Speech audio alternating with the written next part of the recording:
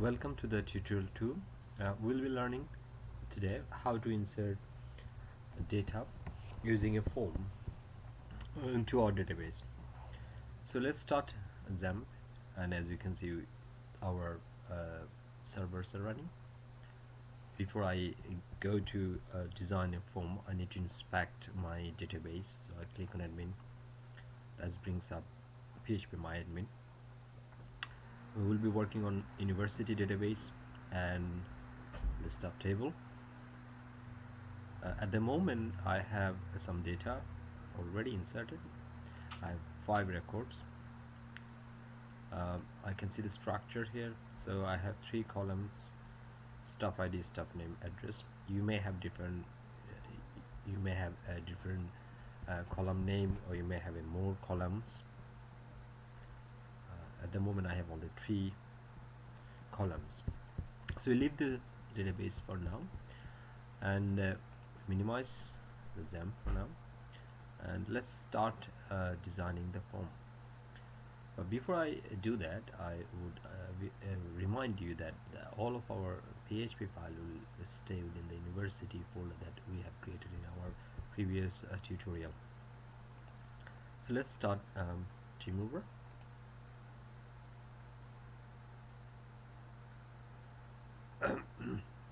Excuse me. In this case, I will be creating 2 PHP files. So one PHP file that I will be creating to insert, that will hold our form. The second one to confirmation, to confirm that data has been inserted. So I select PHP, allow none, and the HTML5 doc type. I create first one. I'm going to change the titles. I will call it insert data. So I'm going to save this file and give a name called insert stuff. I use the camel casing styling when I give a name of a PHP file which starts with a small letter, and if you have a second word, that second word starts with a capital letter. So I have to save the file as the PHP file, and I save it. So this is my first file which will hold the form. Then I will create another simple PHP file which I will call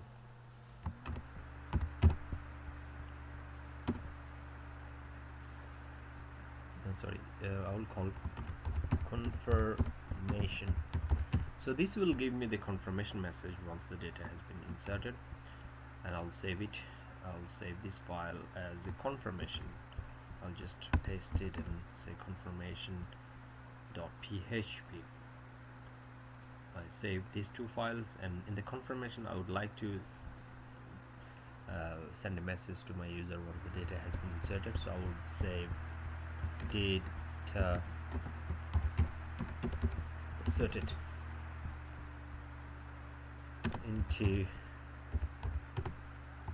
stuff table. And I'll just highlight it, and I'll just make it heading 2. Data inserted into subtable. That will be my message once the data has been inserted. So I'll save it. I go back to my insert stuff.php. Here I will be creating my form. So to create a form, I will first have to go to insert, form, and form. As you can see, a red box came, so I make sure that my cursor stay within it, and I go back to my database. I copy the first column, and I will start creating the form in the text field, and in this box I will paste the stuff ID that I copied. I'll just remove the underscore from the label so it looks nice and user interface. I'll keep adding all the available column that I need to add into the form. Same goes for the next one. So it's kind of repetitive tasks, you might want to avoid it. you know what to do already. So as you can see, my form is building up. However, it's not, I confess that it's not the world's best looking form, but you can actually um, design this form with the CSS or the table, HTML table. Sorry, I just have a little mistake. As you can see that once you do any mistake, I actually inserted this outside the form. So what to do? The best way to do, you can go and undo the stuff.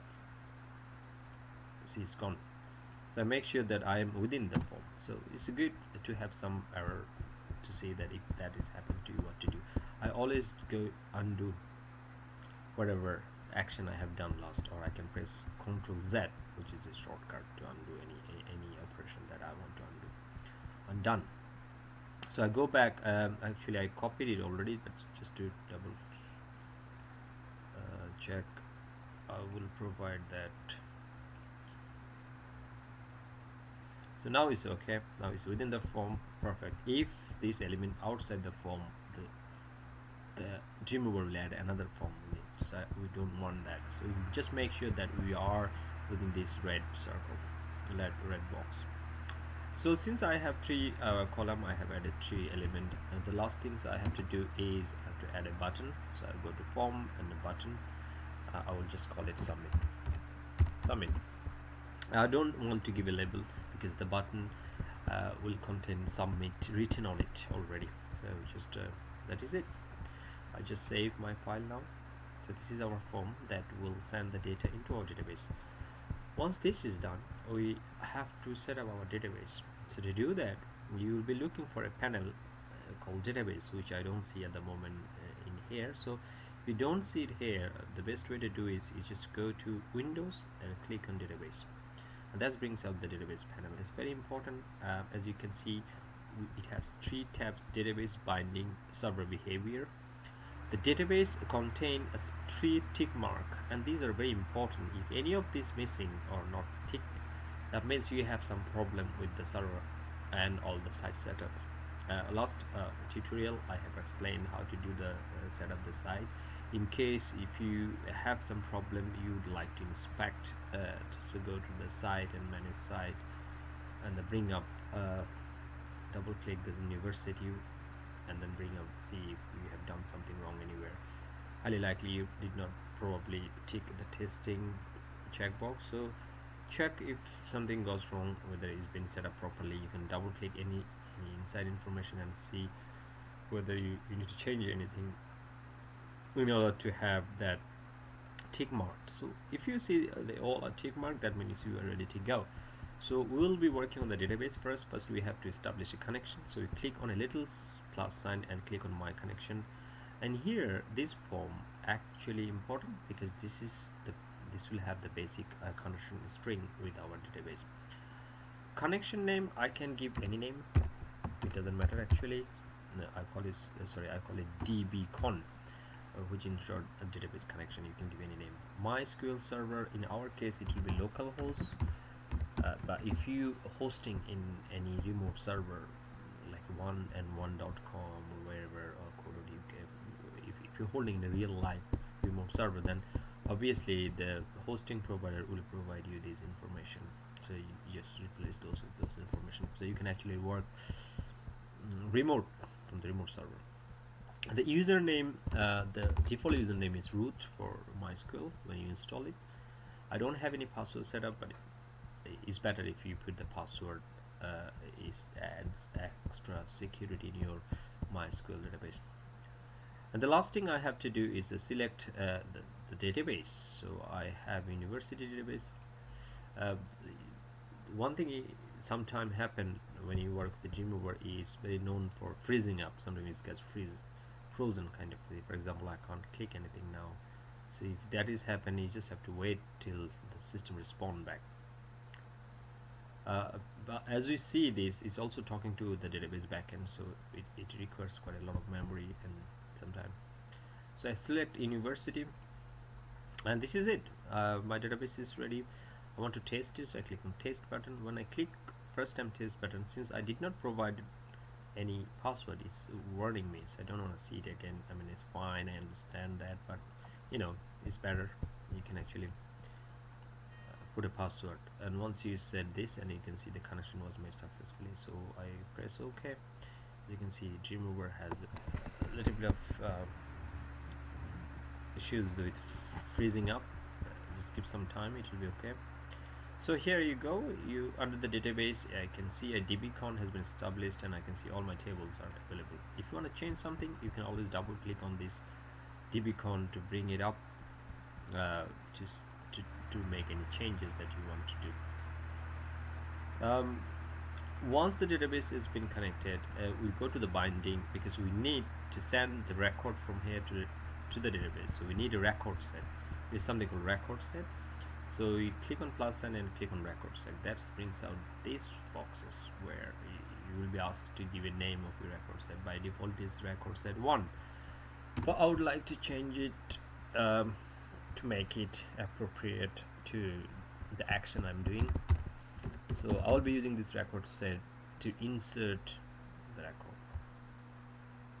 You may have multiple record sets, so this one is I want to name it as insert record, so I know this record set has been used to insert data. And the second one is connection, which is already there. You don't have to change anything here. The table at the moment will be inserting into the stop table, so I have to select stop table. Once you select stop table, you get to see all the column available in there. You can also test whether the tables are been selected by clicking the test button. As you can see, all the record from the stop table are available. So since this is done, you don't have to do anything else here for now. Just press OK. So you have created the database connection, you have created the record set. If you want to change it one more time, you can double click on it and change anything if you want. These are the column name, and the last thing we have to do now, we have to use one of the server behavior functions that will allow us to put the data into the database. We call it insert record function. You can see you can update, delete.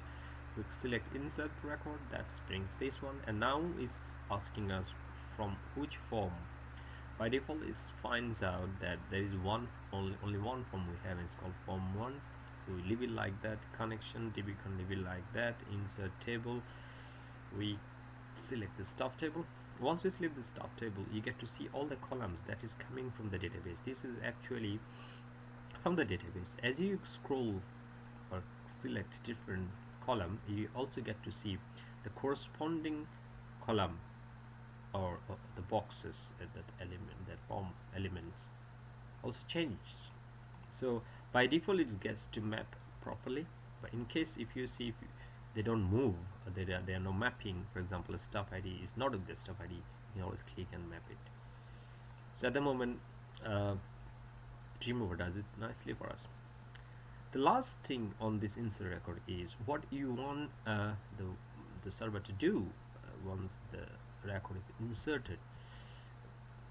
Often it is like you'd like to send a confirmation message. So in that case, we have created a file called confirmation.php. It says after inserting, go to, so we click on browse, and we select confirmation. So once the data has been inserted, we want to take our user to the confirmation page to show that data has been inserted. That is it. We press OK. Once we press OK, you can see already the record set and the insert record has been added for us. You can change anytime, just to double click on it. So once this is done, you can see the appearance on the design where you change slightly. It should be a bit colorful, and then you can see a PHP function here. So if you want to inspect the code, you can actually go inside the code and see Dreamweaver has added a lot of PHP code inside it, and also it has created a small file called dbcon.php which contains the connection setting for the database. If you want to change anything, you can change it here, or you can go to database, can go to database and you can change any parameter here that will affect the file. So we go back to insert PHP design view and we save. That is it, our form is ready. So let's test it. We click on and select the browser we want to. At the moment I have only 5 data, so I want to insert some new data. I call it as I'll just type as 0 it's not O, it's 06. I have 5 record already, so I'm going to select this and I'll give a name called Lucy. I already have this saved in here because I tried a couple of times already. And then I'll give a name called London. The address is London, and then I press submit button. Once I press submit button, as you can see, it's taking me to the confirmation page saying data inserted into staff table. To see whether it's inserted or not, we have to inspect our database. So click on database, click on browse one more time to refresh, and as you can see, it has actually inserted a new record for us. So that is it, how to insert the record into the table using one of the form. As I can just recap that you can always find this. This is a very important panel. If you don't see it here, you can always bring it back by clicking Windows and Database, and it has 3 tabs. First one, database, we should establish connection here.